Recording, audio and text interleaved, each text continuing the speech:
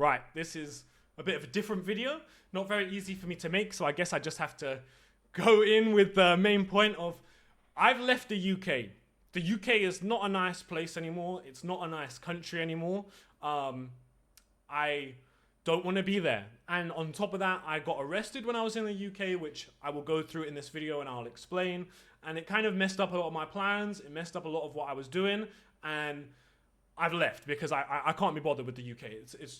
It's not a nice place. So let me just go through, I guess, starting everything from the beginning. Okay, so I've not liked the UK for a little while. I mean, I'm sure anyone who lives in the UK knows that in the last 5 years, it's just been getting worse and worse and worse. It's kind of just been becoming a police state where you get fined for doing everything, like anything you get fined for, and there's more and more regulations that get put in that are just there to inconvenience you.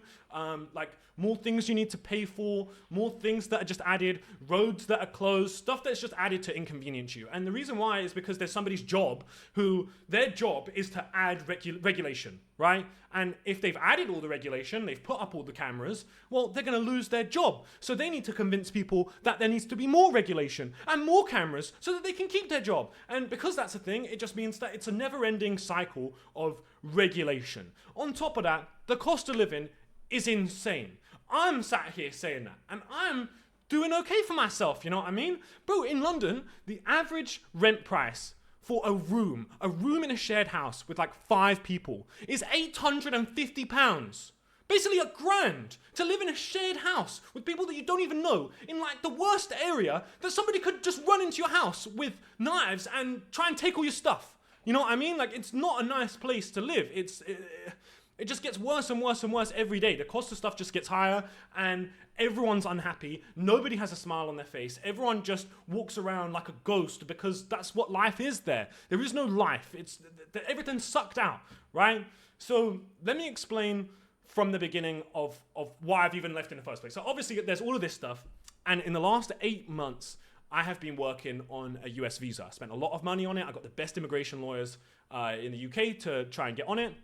Obviously, due to the nature of my channel, it like pretty much makes me inadmissible for any US visa. Now, the medical side of things and also the media side of things kind of changes that. So that's why I tried to hire the best immigration lawyer ever, so that if there is any chance that I could ever get a visa, this is the way that I could do it. So I've spent a lot of money on this. I've spent the last 8 months of my life on this, and my visa interview was supposed to be in like 3 weeks' time. Okay. Now, I got back to the UK recently and I got arrested. Now, to go even further back than this, I got arrested 3 years ago for drug driving. Now, I have a prescription in the UK for cannabis. I got pulled over.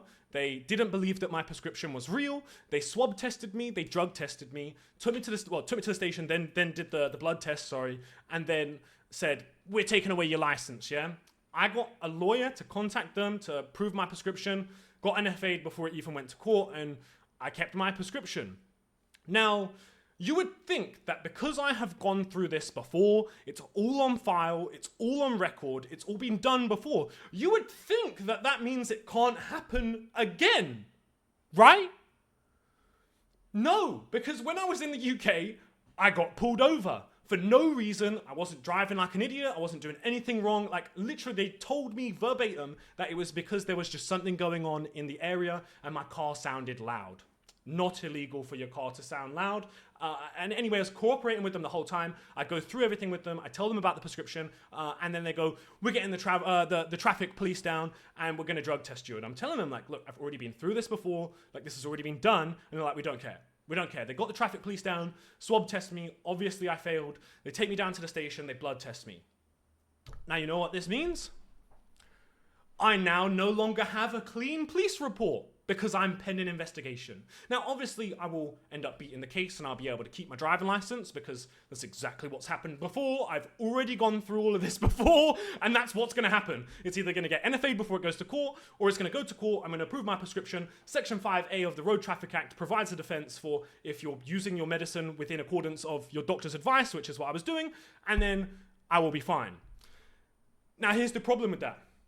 That will take 6 to 10 months. Like, minimum, okay? So, like, that's like hoping it would take 6 to 10 months, right? So, the visa interview that I was supposed to go to in February Yeah, I don't have a clean police report. Can't go to the visa interview in February. I'll get instantly denied because I'm pending investigation, right? Doesn't matter any of my ties to UK, doesn't matter anything. It's not worth it. It's going to be a denial. With all the other stuff that I have on top of me being me, it's just not worth it. And I've been working on the last 8 months of my life for this. I spent a lot of money on this. And the UK is not a nice place. I don't like being in the UK.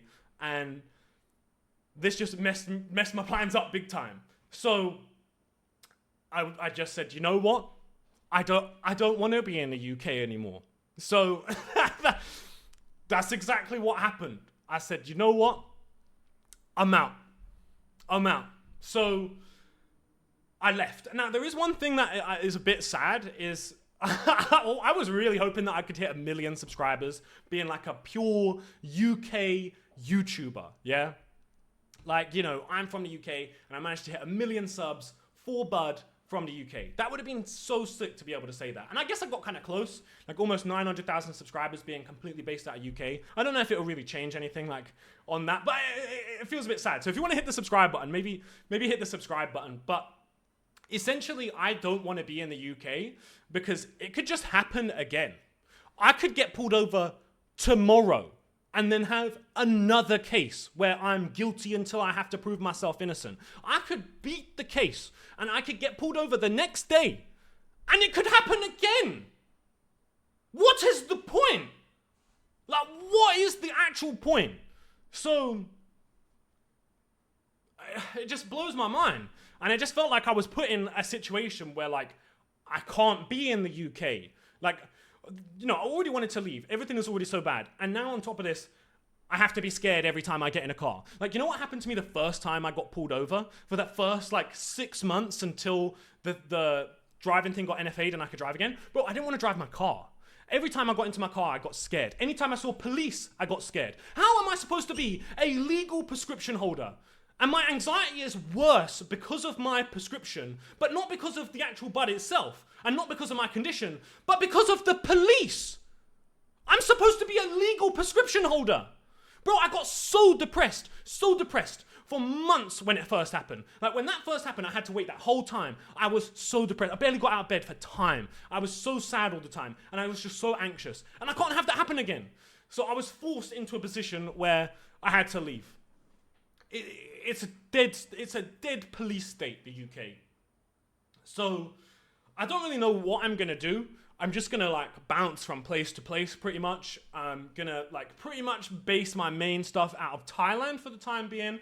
I'm still gonna go to the Netherlands. I'm still gonna be at events in Spain, but this is the situation I'm in. And I don't know what I'm gonna do after the case is done, after everything's clear. Maybe I won't enjoy being here and I want to go back home. Maybe I find that this is the best place in the entire world and I absolutely love it because that's how I feel right now, and maybe I stay. Maybe I get the US visa and everything's all good and I can go to America and I can film some stuff in America. That would be great.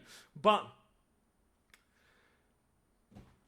like until then, like, what am I supposed to do? So I left the UK. I'm out. Hit the subscribe button maybe and see the crazy videos to come, because I'm going to make some crazy videos. My new live stream time is going to be at 5 p.m. 5 p.m. UK time. That's when I'm going to be streaming during the week. And on weekends, I'll probably stream a little bit earlier. So